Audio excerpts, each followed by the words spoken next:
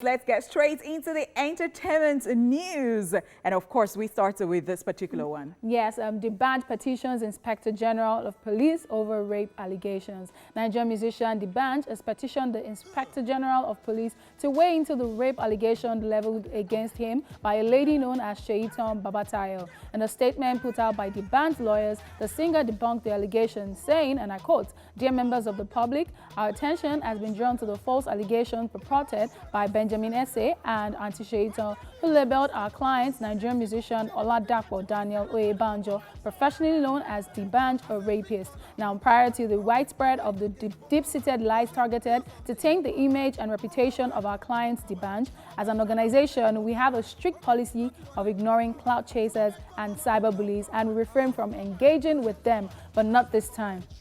This is a calculated attempt to ruin Debanj's long-standing character and career, as well as to disrupt the ongoing plans for his 40th birthday and album release, not to talk of devaluing and trivializing the conversations that are currently being held to emancipate and tackle the challenges faced by the girl child. Now, Debanj's management went on to reaffirm, and I quote, zero tolerance for any kind of abuse, and strenuously deny the rape allegations. Now, in conclusion to the statement, it says an internal investigation has been launched, and we assure the public that we are taking this matter very seriously to establish the details. Now, we still say no to sexual violence, racism, and tribalism. Just so you know, Seyitan Babatayo claims Debanj raped her in a hotel in December 2018. She has, however, gotten lawyers to represent her and is demanding a private and public apology for the musician's alleged misdeeds, and has even threatened to sue if it doesn't comply within 7 days.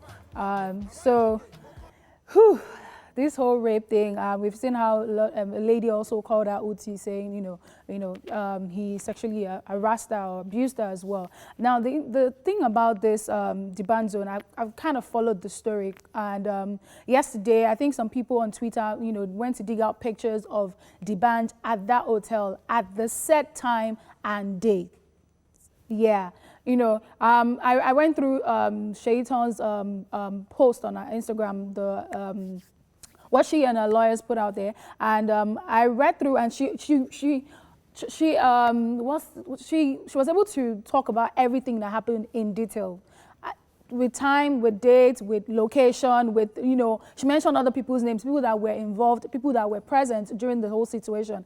And she's like, all I just need is an apology, because I know that at some point, from a reliable source very close to her, the person said that, there were times that she's said she was going to take her life, commit suicide and all that stuff. Yeah, that it has really affected her and traumatized her and all that stuff. And she's presently seeing a therapist, and they said the way to move forward is for her to, first of all, get apology from the person that's created that, problem for her, and then they will take other steps in the long run, and, whatever it is. But however, my point is, I don't know if she's coming out because her therapist said so, or because the conversation is ongoing on Twitter. That's one. Two, we never can tell, because this is a two-way thing. Debanj just come out to say this didn't happen, but then you know how people on Twitter can be. They went to dig out pictures of people at the hotel that took pictures with Debanj at that time. And the lady also said that she's been getting death threats.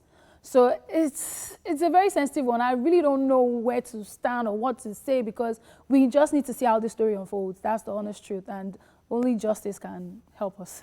It's a very sensitive matter. Yeah. Well, that cracks me up when they said Aunty Seyitan, when you were reading it, that actually cracks me up, silly people. but it's a very sensitive one, as you said.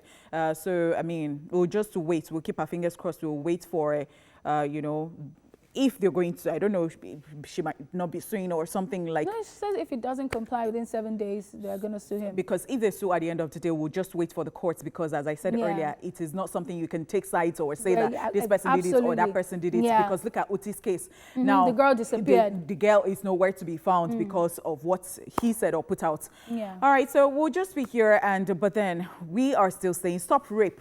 Stop rape. They said we should not say no to rape. That is keeping it mild. That's just say stop rape. Don't rape anybody. Yes. And it can be either way, because people are saying that women deal with it as well. And women rape men too. As well. So please stop rape. Thank you so much.